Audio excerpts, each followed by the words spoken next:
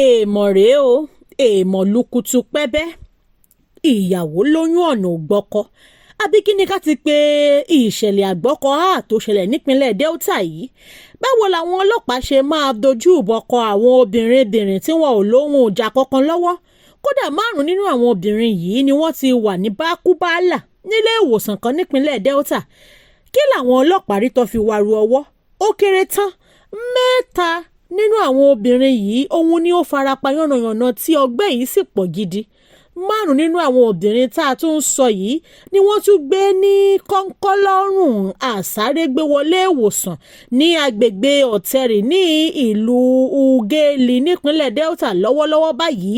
Òun ni ọ̀pọ̀ wọn wà ní ipò bákúbálà ní Central Hospital ugeli látàrí bí àwọn ọlọ́pàá tí ó wà ní agbègbè yìí ṣe ṣínà ọta ìbọn bò wọ́n. Kí làwọn ọlọ́pàá rí lọ́bẹ̀ tó fi wàrú ọwọ́? Kí làwọn obìnrin tí wọ́n fẹ̀hónú hàn níjọba ìbílẹ̀ Ugeli North nípínlẹ̀ Delta ṣe ó yẹ kí àwọn ọlọ́pàá da ìbọn bò wọ́n ṣá láì ṣàdigunjalè láì ṣe agbésùmọ̀mí? Àwọn obìnrin tí wọ́n fi ẹ̀hónú hàn yìí ni wọ́n mú ewé lásán dání, wọ́n sì ń kígbe àwọn ò fẹ́, àwọn ò gbà. Wọ́n láwọn ò fẹ́ ìwà ìmúni ní ọ̀nà tí ò tọ́, ìdúkokò mọ́ni àti ìwà màdàrú tí àwọn ọlọ́pàá ẹ̀ka àgbègbè Ugeli nípínlẹ̀ Delta ń hù. Àáfàá sọ̀rọ̀ òjókù, ṣé ẹ̀rí máa jẹ́mi nìṣó kọ̀rẹ́ báyìí? Wọ́n ń fẹ̀hónú hàn lórí ìdúkokò mọ́ni àti àwọn ìwà mìíràn tí kò bójúmu tí àwọn ọlọ́pàá ń hù láwùjọ. Wọ́n tún dàbọn bò wọ́n níbi tó ti ń fẹ̀hónú hàn. Ó ti ń sọ̀rọ̀ lórí ibùsùn tó wà nílé ìwòsàn. Ọ̀kan lára àwọn obìnrin tí wọ́n dojú ìbọn kọ, arábìnrin Valentine Adomi, ẹni ọdún 24, ṣàlàyé pé ọ̀nà ọjà ni òun wà láti lọ ra ohun èlò nígbà tí òun rí àwọn ẹbí òun níwájú àgọ́ ọlọ́pàá. Ní kíá ni òun bá sọ̀kalẹ̀ lórí alùpùpù pé kí lẹ̀ ń ṣe níwájú àgọ́ ọlọ́pàá o, láti béèrè lọ́wọ́ wọn ìdí tó fi wà ń bẹ̀. Lẹ́sẹ̀kẹsẹ̀ tí ó bọ́lẹ̀, ó ní òun gbọ́ ìró ìbọn tí ó mú àwọn èèyàn bẹ̀rẹ̀ sí ní sáré tí wọ́n sá àsálà fún ẹ̀mí wọn. Bí àwọn ọlọ́pàá ẹ̀ka agbègbè ọ̀tẹ̀rì ní ìlú Ugeli nípínlẹ̀ Delta ṣe ń yin ìbọn ni wọ́n yin tear gas, láì ṣe pé wọ́n rágbé sùmọ̀mí, láì ṣe pé wọ́n rá àwọn adigunjalè tí wọ́n fẹ́ ṣíná bò.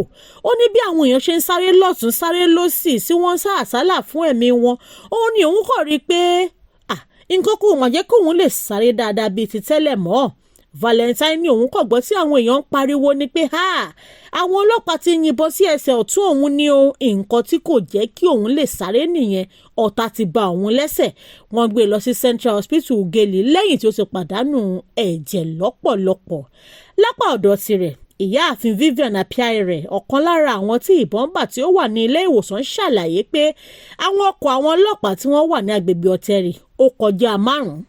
Fúndìí èyí, àwọn ọkọ̀ ayọ́kẹ́lẹ́ kẹ̀kẹ́ ẹlẹ́sẹ̀ mẹ́ta àbí alùpùpù tí wọ́n tún ń pè ní ọ̀kadà kì í fẹ́ ná agbègbè náà nítorí pé àwọn owó àbẹ̀tẹ́lẹ̀ owó tí kò jẹ́ kí ìjọba mọ̀ pé wọ́n ń gbà lọ́wọ́ àwọn èèyàn yìí bí ẹni pé èèyàn kò tó.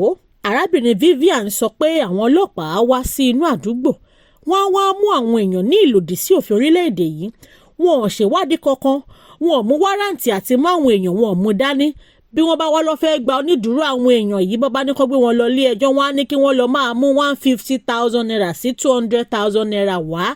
Èmi rò pé wọ́n ní lórílẹ̀‐èdè yìí ọ̀fẹ́ ni bẹ́ẹ̀lì ní.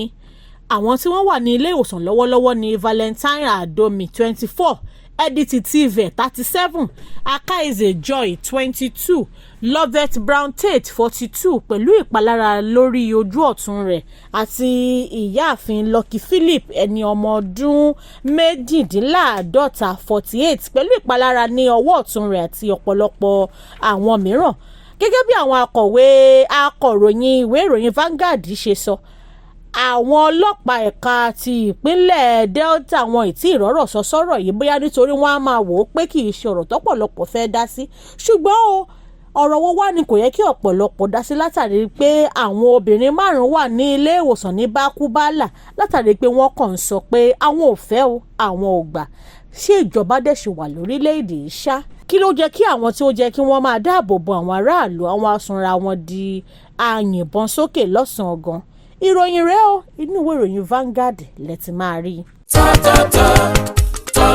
Top farm fruits, àwọn oúnjẹ tiwantiwa aṣara lóore. Top Farm Foods ń ṣara lóore. Yam flour ìyẹ̀fun iṣu gidi. Unripe plantain flour èlùbọ́ ọ̀gẹ̀dẹ̀ àgbagbà. Beans flour èrè gbẹrẹfun. Rice flour ìrẹsì oníyẹ̀fun tá a fi ń ro túwó. Yellow pap ògì pupa onígbẹrẹfun. Gàrí ìjẹ̀bú tó kan dáadáa tó fi dórí smoked catfish. Ẹja àrọ̀ gbígbẹ lábẹ́ ìmọ́tótó ni Top Farm ṣe gbogbo ẹ̀. Ó sì ṣe déédéé ibikíbi lágbàáyé ló níwọ̀n jíwọ̀n 1 kg 2 kg 5 kg. Top Farm Foods wọ́n wuyì wọ́n gbayì tó ń tí òun tẹ NAFDAC lára wọn. Bẹ́ẹ̀ sì ni 100% natural la ṣe gbogbo ẹ̀ jáde láti iléeṣẹ́ Top Farm Foods tó kalẹ̀ sí Industrial Development Center IDC Ibeshi Road Ikorodu Lagos Nigeria. À ń wá alágbàtà jákèjádò orílẹ̀-èdè Nigeria tó fi dórí àwọn African stores ilé ìtajà oúnjẹ ilẹ̀ wa lókè òkun. Ẹ pè 0706 216 6771 tàbí 0802 721 0222. Website www.tff.com.ng. Top Farm Foods. Think food. Think us.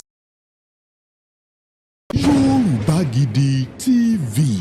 Yorùbá Gidi TV òun ni kẹ́ ẹ máa wò nígbà gbogbo.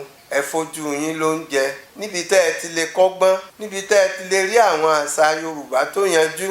Yorùbá Gidi TV òun ló mú ètò rere wálé ayé, níbi tẹ́ ẹ gbé fẹ́ kọ́gbọ́n, níbi tẹ́ ẹ gbé fẹ́ kọrin. Yorùbá Gidi TV òun ló ń pè yín kẹ́ ẹ máa wò nígbà gbogbo. Yorùbá Gidi TV. Ibi tá a ti ń fún yín láwọn nǹkan tẹ́ ẹ fẹ́, àwọn nǹkan tó ṣàǹfààní tó yẹ kẹ́ ẹ máa wò nígbà gbogbo nígbàkigbà. Ìbẹ̀lẹ̀ wà yìí máa subscribe sí tẹ subscribe sí. Yorùbá Gidi TV.